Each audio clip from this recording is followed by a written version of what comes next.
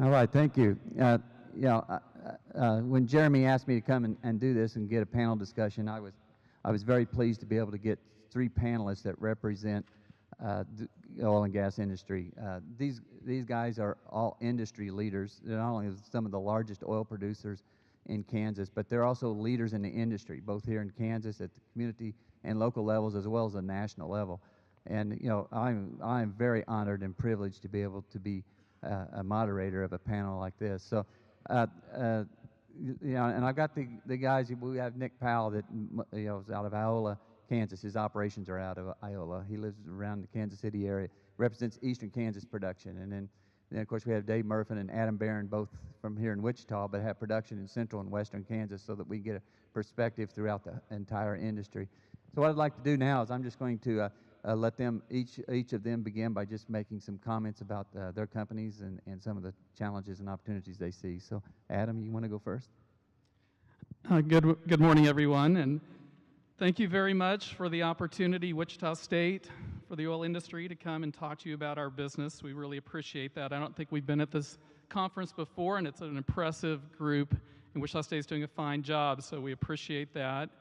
And I did want to make one plug for Ed, just what a tremendous asset he is to our industry and to the state. He represents really all of us in the effort that he puts into our industry. We're very appreciative of Ed.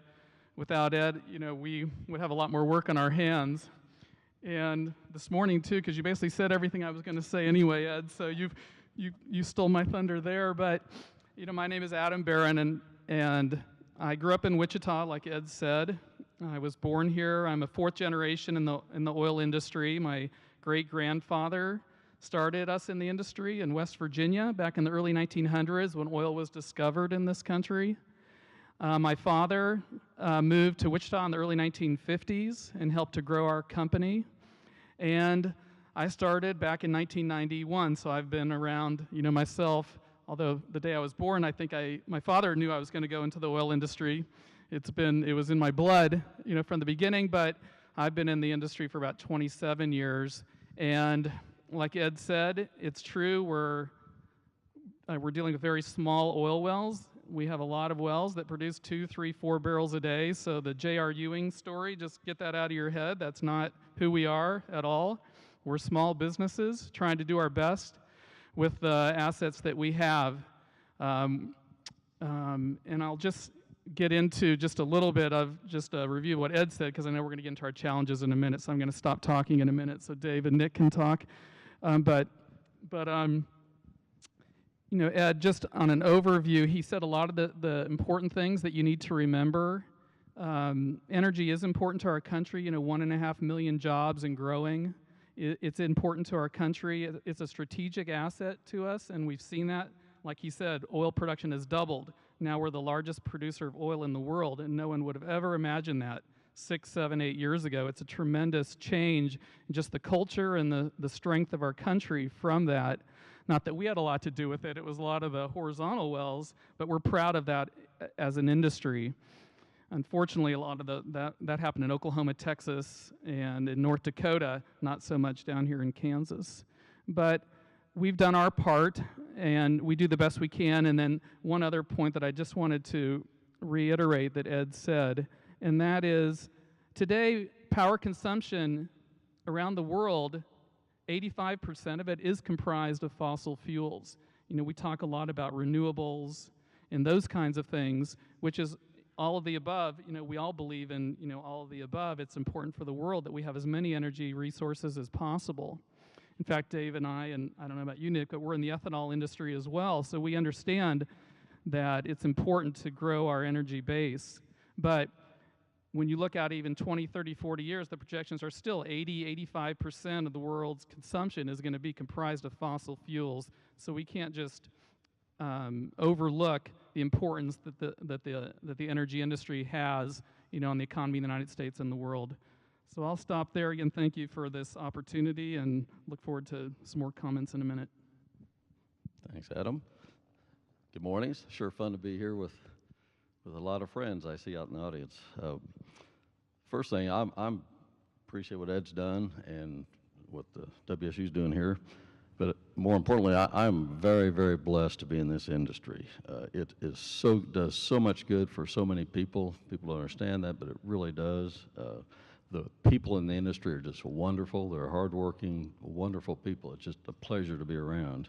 And actually, I guess, and we do a lot of business together. We actually are in different deals together, the three of us here on the stage, because in those downtimes you heard talked about, you kind of have to work together to get things done. And anyway, but I'm kind of a piker here because I'm only a third generation oil guy. My granddad came off of the farms in Fort Scott to El Dorado during the El Dorado boom in 1915. And then so to kind of the flavor of, if you haven't noticed, it's kind of a boom-bust business.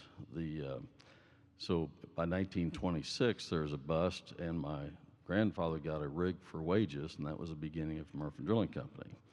And then fast forward, I can tell you about the 1986. How would you like to have the product you're selling drop 80% in price, like in a month's time, and maybe more than 100% of the net income be gone, and then you have to work your way back out of that. And anyway, then it's happened again. Ed talked about the latest one, but part of the main part of the business is just learning how to deal with that and be prepared, because they do come and it will happen. And I'm optimistic about the future, clearly, but you have to be prepared for the other. And real quick, I didn't want to belabor too much, but we're here talking about oil and gas, kind of the exploration and production. We started in the drilling business. We expanded into exploration production. The other part of the business that a lot of people aren't aware of are the refineries. There's 340,000 barrels a day of refining capacity in the state. It's interesting, I'll tell more about that later. And then the midstream business is the business between gathering the crude at the wellhead and getting it to the refinery. And I think it's one of the greatest examples of the free market, because there's virtually zero government interference. And what you have is, in the U.S., there's 10 million barrels a day are produced, and it is getting to the refinery through the most efficient way possible, because people are acting in their self-interest and doing what Adam Smith always said, and the system works. I can't. It's really, we've just gotten into business in '08. We just started the midstream business and have grown it here. But it's just been so fun to watch how that works and how the market can work. So I'll shut up and let Nick go. Sorry. All right. Well, anyway, I want to reiterate thank you to Wichita State University for having this conference. I also want to add my kudos to Ed, who has done a phenomenal job in guiding our industry and our association, and the importance of the association. We in the industry have a lot of challenges, regulatory challenges, and both the state and federal level. And Ed just does a great job of making sure that we are getting our word out there and what the effect of these regulations would be, and taxes too. We were able to maintain our percentage depletion, which was very, very important this last tax plan that was passed. Our industry had probably a much lower effective tax rate because of the percentage depletion, so that even if the tax had dropped down to where it went to is 21%, it would have been an increase in our tax if we had lost our percentage depletion. So, but anyway, I am a first-generation oil producer. Actually, I grew up in a family that had a trucking company. And so they were on the demand side. They were consuming large amounts of diesel fuel. And when in '75 they started to put the embargo in, and the company was being allocated 80% of their last year's diesel that they could buy by the majors, so they had to go out and find new sources of diesel fuel. And that's the time I came out of college, so I started working and buying fuel. And they decided to get in the energy business to try to find their own energy, which a lot of companies were doing who were large consumers of energy. And so for about 1975 to 1981, this trucking company got into the energy business, and I ended up managing that.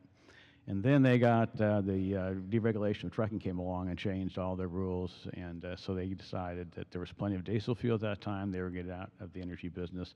I love the energy business. I love the oil business, gas business, and I live in Kansas City. And so I decided to leave that trucking company and go to work and start an oil and gas company and stay in Kansas City and like hands-on, so I got into the eastern Kansas oil production. And we are the small producers. Ed said that the average production in Kansas is 2.5 barrels a day. I can tell you in eastern Kansas, it's a barrel a day or less per well is what our operators produce, and that's what we produce. So there's lots of challenges there. But I've been in this business for almost 40 years. I really love it. I was amazed my son, who graduated from Duke and went to work for Morgan Stanley in their mortgage-backed securities. He was in there in 2008 and 2009. And he was on a path in the finance area, but he decided to come back, got married, and came back to Kansas City, and has come to work for me. So he's my retirement plan, and I'm glad to see that we're getting young people into this industry, and that they see a future in it as we do. But anyway, I look forward to the panel discussions here, and I think both Adam and Dave have made some very good points about the importance of our industry and the importance of the efficiencies, and I think I will mention one thing, because we talked about, Ed talked about the ability to export oil, and that was really big because, you know, trade is important. That's all this new oil and shales that came on were light oil. And all our refineries have been geared up in the past for heavy oil. We thought all our oil was going to come from Canada and Venezuela, and so they geared up for heavy oil. Well, all this new oil coming online was light oil, and so if we didn't have the ability to export the light oil to bring in the heavy oil and making our refineries efficient to produce gasoline, that would have been severe. So that was a very important thing that was done to finally allow the export of oil. So anyway, I will turn it back over to Ed to moderate. All right, well, thank you. Before I ask here the first question, thank you for all the kind comments. You know, they said those just like I wrote them. No, I'm kidding you. But you know, let me begin with what do you think are some of the biggest challenges that are facing your business? Adam, you want to start with that? Yeah, thank you, Ed. And I'm not sure we're going to have time for more than just this one question, but you know, like any business for us, the challenges are the price of our product, the cost that it takes to produce it, the stability of our markets, and then we have some unique challenges. So I'm just going to very briefly talk through each of those. On price, you know, we're a commodity business. We have no control over the price. It's a world product. The Middle East, you know, has a big effect. OPEC, what it does, has a big effect on the marketplace. We have no control over that. Just for one example, the last few years, you know, like Ed said, were pretty tough for our industry. In 2016, the average price was about $34. In 1981, the average price was about $35. So we don't really see, you know, it's not a perfect, you know, inflation-adjusted price. We're a commodity business. As far as natural gas prices, that's another part of each of our businesses. Those prices are very low right now. $2.24 is the year-to-date average at our indexes.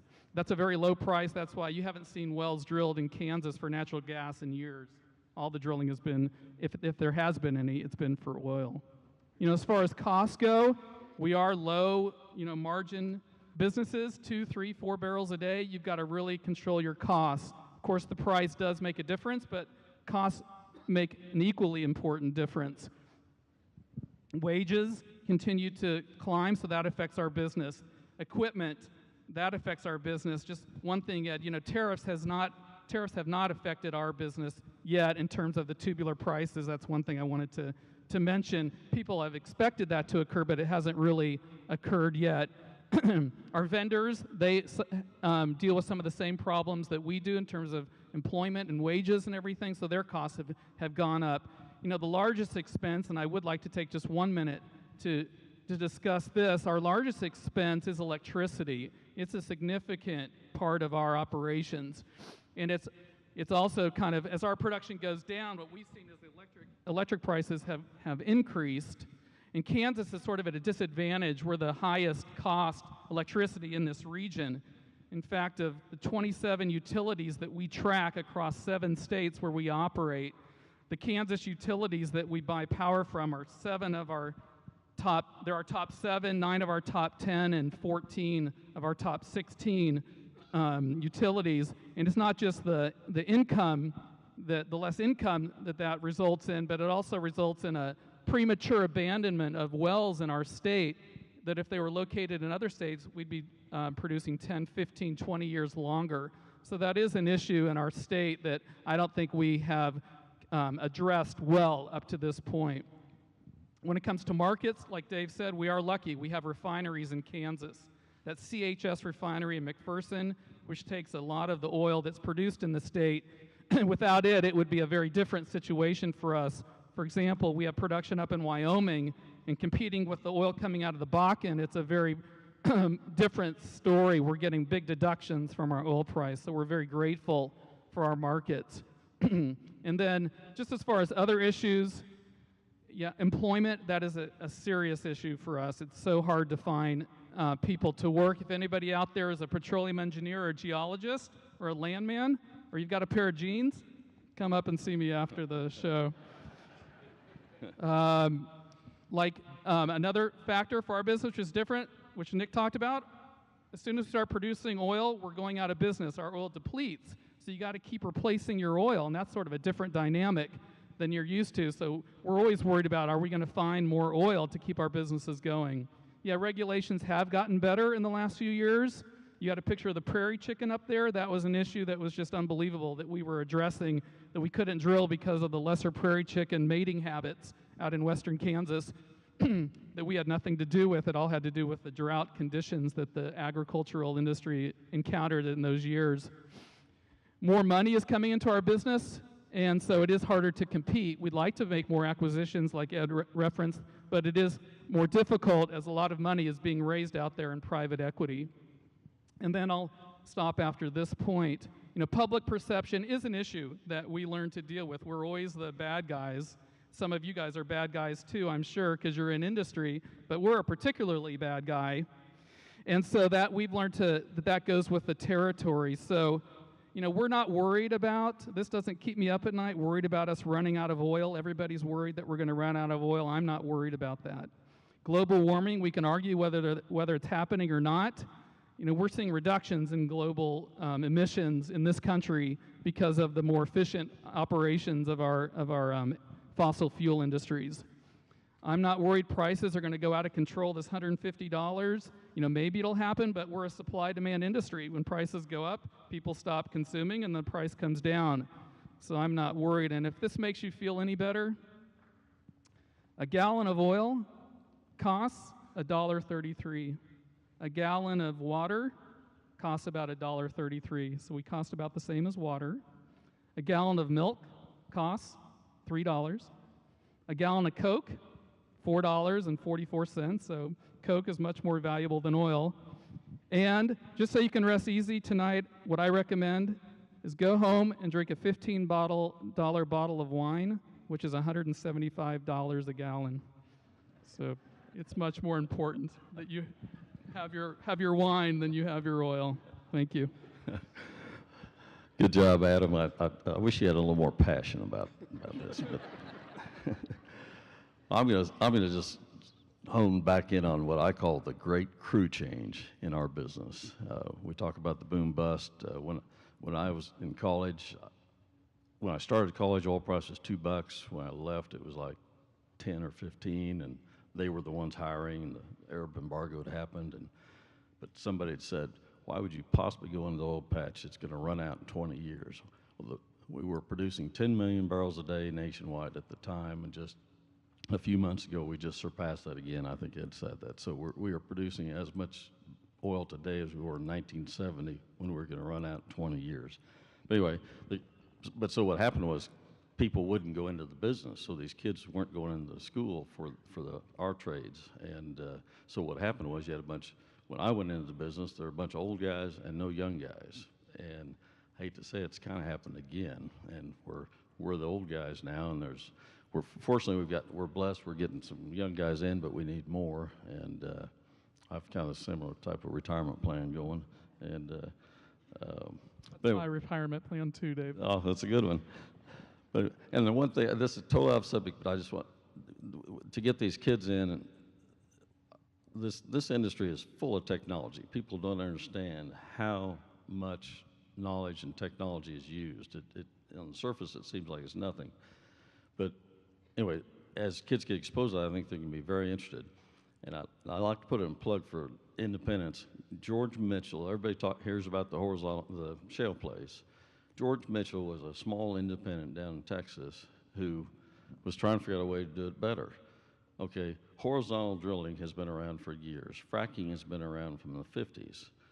George, in trying to find a better way, put them together, the horizontal drilling and the multi-stage frac, and ended up being able to crack the shale play. And that's what started the thing. It was independence trying to make things happen. And that's what we try and do every day in our business, and hopefully we can attract more kids in and keep this thing going. Okay. Well, anyway, challenges, I agree that employees is very tough to find good, qualified, particularly employees who will go out and work in the field, you know, whether it's snowing, freezing, raining, hot out. It's hard to find people who do the tough jobs. And so that is one of our really tough things, not only for us, but for the service and supply companies that service us. Come and service us, there are two, because when the price went down, we still had production, we still had revenue as producers, but the service and supply companies, they almost went to zero. And so they had to have a massive layoffs. And now they're trying, as we want to grow again with higher prices, they're finding it hard to find people as we are. In fact, we're probably competing for some of the same people out there. And the problem is that if we hire somebody that they don't get, then we still need them to be providing a service to us. So that expands beyond just the producers in the summer supply. Obviously, there's always price volatility. You know, right now we are enjoying the fact that Iran has sanctions on it, so they've lost 1 million barrels a day. As weather's dropping, as Ed has talked about. So there's some things out there very positive for the oil price. But I've been in this business long enough to know just how fast that can reverse. And so you have to be very careful in this business as to how much debt you get into and keep yourself ready for any potential change over the short term in price. So anyway, and regulations, that's one thing that the Trump administration did really was good. We were facing some regulations, particularly on methane. And of course, methane is everywhere. It was funny, these regulations were going to maybe require us to put some very expensive equipment on our tank batteries to keep the methane from escaping. And I did a little study. I was curious. I calculated how much methane our little tanks, batteries, remember, we only make a barrel a day out of a well, so we're small producers. And then I calculated how much methane came out of the cows that were in the field around our tank battery. And the cows were putting out as much methane as our little tank battery. But they were going to maybe make us put $100,000 worth of equipment on that tank battery to keep that methane from escaping. So that tells you the kind of ridiculousness of what we might have been facing, and why I think a lot of the growth that we've seen in this country and in our industry is the fact that we've seen a reversal in that fourth branch of government, the regulatory state, that has been passing laws without any input from Congress or the people who are being affected. And so I'm very glad to have seen that kind of reverse. I hope that stays around. But anyway, yeah, I think that that's probably the most things we face. But the biggest we face, and Dave said too, is you got to remember in our industry, the day you go out there and you drill a well and you develop field, your production's declining. So every day you're declining in production. You have fixed cost, overhead, but every day your production's dropping, but your costs continue to go up. And that's the constant battle we all have. So we have to keep out drilling. And whether the price is low or high, you're still having that decline. So that's a big challenge that we face every day as our production declines, to go out and find new production or do a best job of keeping our production up of what we have existing by using new technologies. I wanted to add to what you're saying. One of the things that's a positive for the state is there are a lot of wells have been found. Water flooding is a way to regenerate these old fields as they're finally depleted. And Adam's great at it.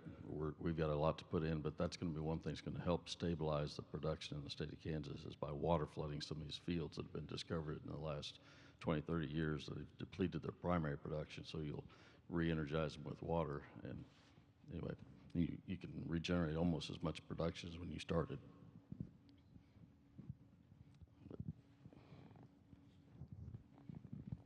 Whoops. Is our time up?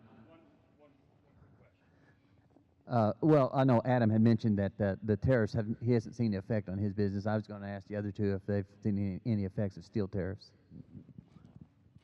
We saw some immediate increase in about $15,000 to $20,000 on a completion, and a completion in our territory costs, producing well costs as much as $400,000 to $500,000. Dry holes about $200,000, and it did increase some cost. But the question, Adam's point is maybe that was because of supply and demand, and we're coming into a time of short supply, and sometimes that happens anyway, so it's hard to tell. Can I put in one plug for oil guys? Yes. I wanted to conclude by saying that just remember in Wichita, Craig Miner used to talk about how there's a couple of crazy oil guys that helped those aircraft guys start those aircraft industries years ago. So anyway, so be nice to your oil guys.